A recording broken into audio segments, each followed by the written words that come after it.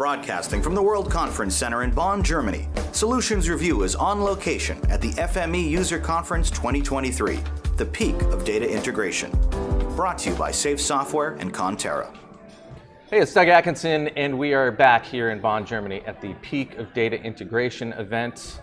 And we are speaking with Sam Drummond, CEO and founder of Seamless, and Chris Duncan, Operations Manager of Seamless.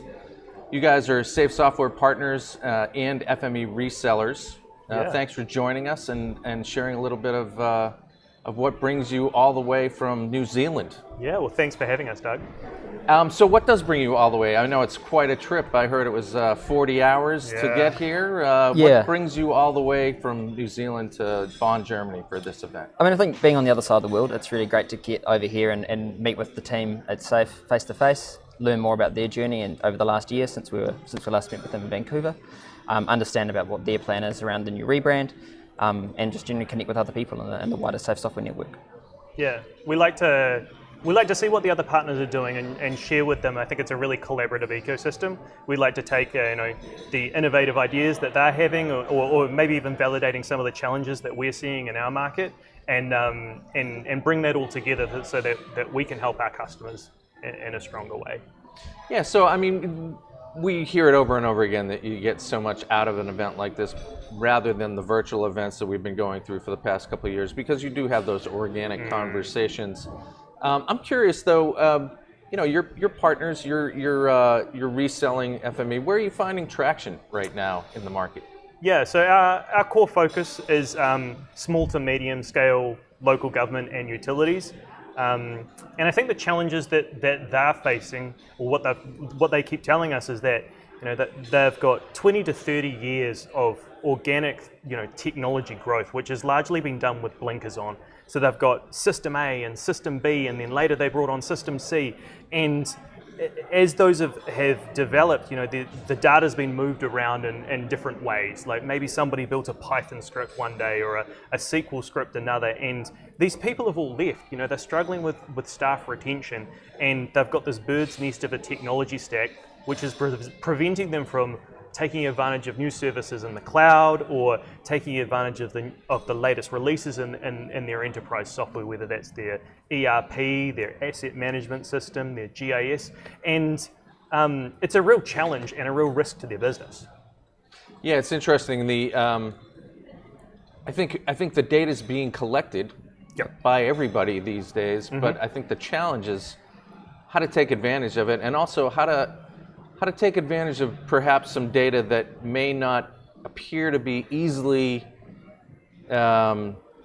analyzed or integrated because it's geospatial and it's a little out of what other solutions can handle. Yeah.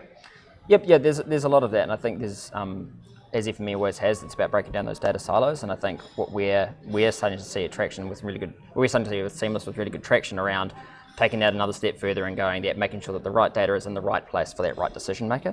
And that's across all their core corporate systems. So we mentioned the GIS, but also their finance and their asset management, making sure that the asset manager has everything that he needs to be able to make the decisions around their day-to-day work. Well, and that's a part of the larger story that Safe is now telling with regard to really kind of taking the FME solution into a more mainstream data integration sales position. 100%. And we're seeing that shift in our market. So we recently started an early stage project with a new customer of ours, and they have no geospatial capability within their business at all.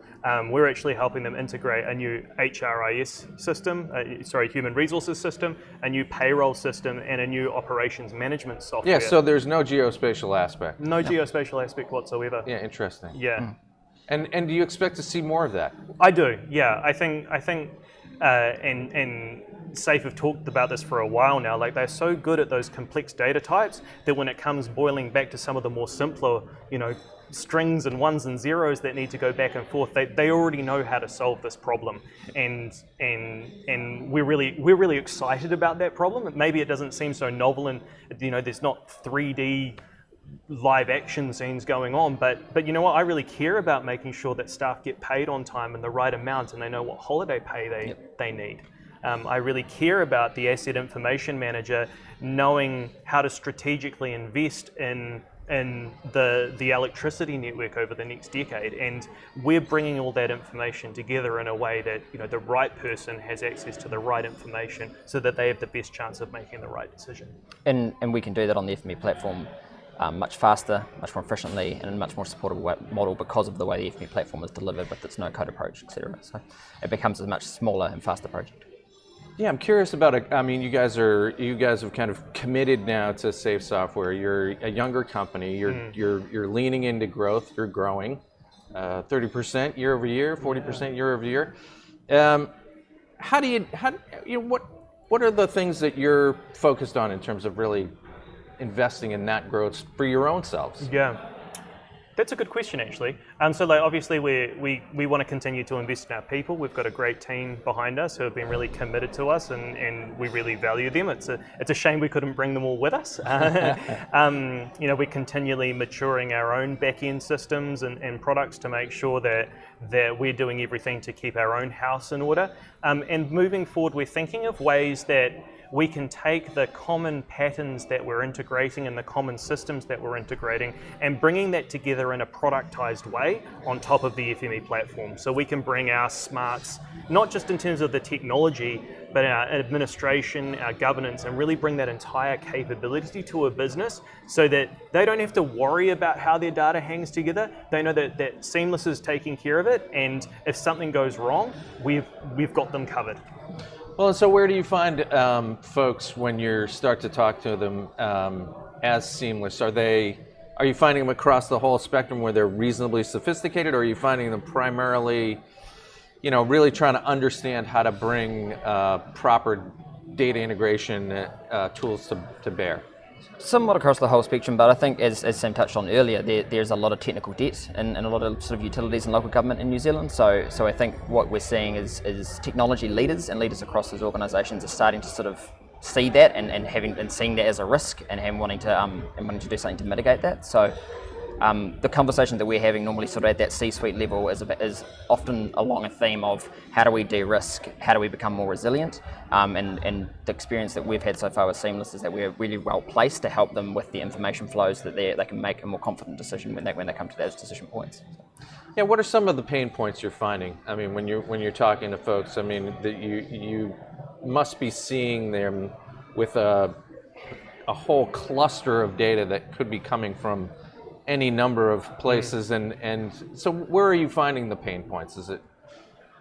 I think, so in the first instance, you're right. I think many organizations are very good at capturing data digitally at source once, but how that data flows across the enterprise can be a complete mess. But the common challenge that we are seeing, I guess if we dig into the technical perspective, is if data is flowing from one system to another, it's been done in isolation. So it's kind of a point A to point B, and perhaps that was built by somebody that's left. They don't know that it's there. It's running on a server somewhere and nobody knows where it is. And because of that, all the corporate systems that are relying on that information, they can't upgrade them. They can't move to the next version. They can't shift it to the cloud because they don't know the flow-on effect of what's going to happen in their organization, especially when they have compliance reports that they have to push onto central government, or they have a dependency that they need to present to the public. So yeah, there's huge compliance challenges there that are making them reluctant to shift those systems until they really know what's going on. And we help them have confidence that by bringing us in, we can help them uncover what is already going on and then replace it with something that's not going to lead them down that same pathway in the next 10 years. Yeah, so talk a little bit about that process. So you find somebody who needs help and they engage Seamless. I mean, what are those stages that you bring them through, and then how long does that typically take to kind of get them to a point where they're really starting to extract some value? It always sort of kicks off with a bit of discovery. So it's really important to us, and it's important to take the time to get to know their business and know their business really well.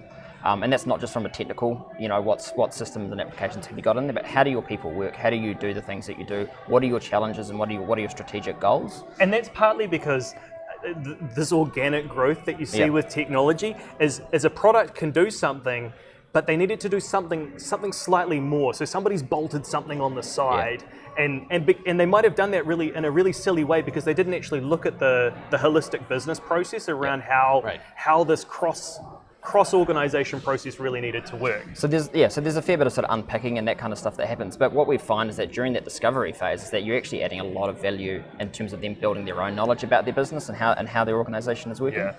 And that then leads into the more traditional sort of starting to actually do the technical work and deploy the solution, that type of thing. And that can take, depending on the size of the organization, the size of the business, it could be weeks, months, years, whatever. But when we talk about how long it takes, we often have an approach where in some respects the work's never over and we never end the engagement. We function as a partner. We work with that organisation for the length of their time. It's not a come and do the work and leave. It's a definite case of we start becoming a part of their growth and that organisation's work. Well, and I got to believe there's some advantage to having that kind of professional services layer that kind of stays with them over time as their personnel is changing. They change, Yeah, and that's some of the risk that we mitigate for them. Of course we're documenting all the knowledge that we uncover, so that they've got the freedom to use the market as they should. But we've got many organisations that we work with where we're probably their longest standing staff member by now. And we love that. We love to have people that have been in a role for a year and for them to be able to tell us, we just wouldn't know this about ourselves unless you were part of our team. Yeah, that's great. It's an exciting time. I'm curious what you're hearing from folks like that, the folks that you're engaging with, around how they feel about generative AI and whether or not that has something, whether that's giving them any kind of ideas or fears or... Yeah, it's certainly something that comes up in conversation, but I think, and we're really excited about how AI can be incorporated into our workflows, and we're already starting to explore that, usually in our marketing capabilities and how we write articles and engage. Of course, right. But I think the challenge that we're dealing with is more baseline than that. Like being able to take advantage of AI and generative learning requires a bedrock of information that you can trust, and right now the businesses don't trust their own information. Well, we could start on a whole conversation about that. That's scary in and of itself. What gets you excited about building a business and being part of something that? I think, and as Sam touched on it before, I think the things that get me excited and what I really care about is making that difference around that those assets are managed better, so that there's safer water going to the house, that the electricity is trustworthy, all that kind of thing. As I said, it's that kind of stuff that's normally the non-sexy stuff that I actually think is really important, that the country's infrastructure runs well and that its decision makers and its governance are well informed and do the right job for the society and community. That's what I love about what we do. It actually makes a difference to the trickle effect down through the infrastructure and governance all the way down through communities. It's a big trickle, and that's really cool. Yeah. Like we made a conscious decision a few years ago to move away from the business that was really focused on building the really interactive visualization, because we cared more about those foundations. But the thing that I get excited about is working with a CIO or a risk and compliance manager, and for them to be so stressed at the start of the engagement and so frantic, and then even as early as day one in the discovery process, seeing them build that trust and just be able to relax, that they know that there's going to be a pathway out of it. Like that's what I really love. Yeah, this has been great. Best of luck for the travel back. Best of luck for the rest of the year, and certainly in building Seamless. It's always exciting to see folks trying to build a business, and I think in a very hot space. So I'm sure you'll be successful. Thanks very much for coming by. Yeah, Thanks so much. Cheers. You bet.